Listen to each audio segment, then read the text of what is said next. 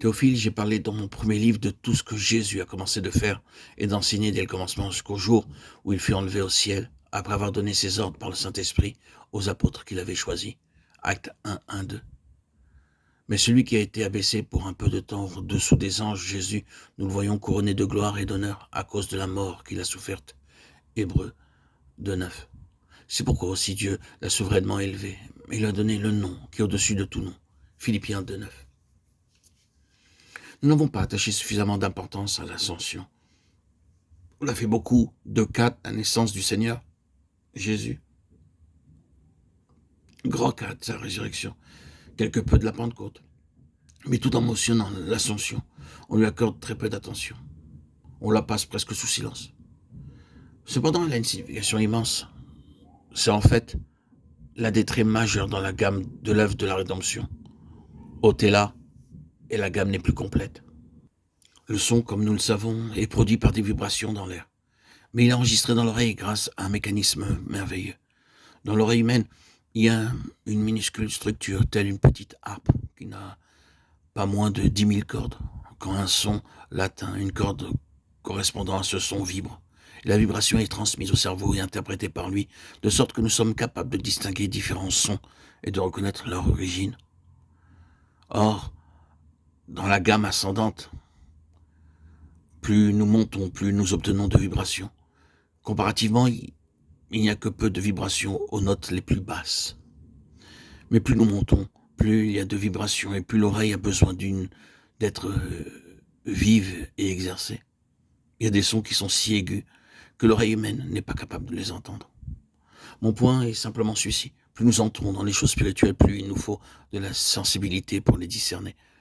Le Seigneur avait peut-être cela en pensée quand il disait que celui qui a des oreilles pour entendre, entende.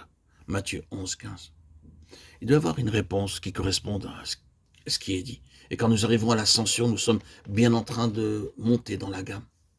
Voici quelque chose d'une très grande importance dans toute l'octave de la rédemption. C'est un grand tournant sur lequel tout pivote.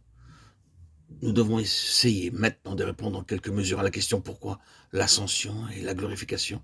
C'est sûrement l'un des arguments les plus forts en faveur de la résurrection du Seigneur Jésus que les disciples et ceux qui avaient été avec lui pendant sa vie terrestre furent finalement si heureux de le laisser partir. Comme nous l'avons fait remarquer auparavant, toutes les fois où il avait fait allusion à son futur départ, cette seule pensée avait frappé leur cœur de terreur et de consternation. En réalité, ces paroles rapportèrent au début du chapitre 14 de Jean que votre cœur ne se trouble point, furent prononcées à cause de cette chose même. Il était en train de parler de son départ, et ils étaient remplis de perplexité et de consternation. Ils n'entrevoyaient aucun espoir, aucun avenir s'ils s'en allaient.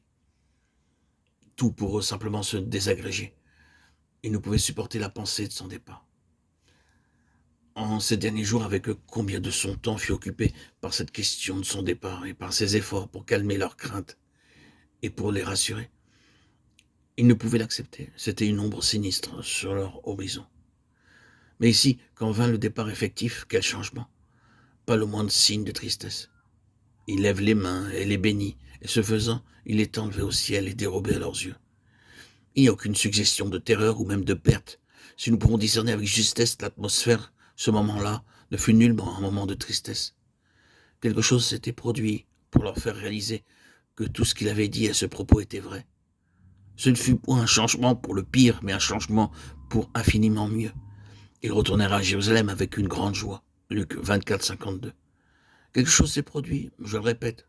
Je crois que le fait qu'un tel changement ait eu lieu en eux est l'un des arguments les plus forts en faveur de la résurrection. Et je ressens que vous et moi, et tout le peuple de Dieu aujourd'hui, avons besoin de saisir quelque chose de ce qui se trouvait dans leur cœur. Nous avons besoin de nous emparer de quelque chose de cette joie que le Seigneur est monté. Psaume 47, 6. Nous ne l'avons pas perdu. Nous sommes plutôt grandement avantagés par sa montée jusqu'au Père. Notre gain dans sa montée est quelque chose sur lequel nous devons fixer notre attention.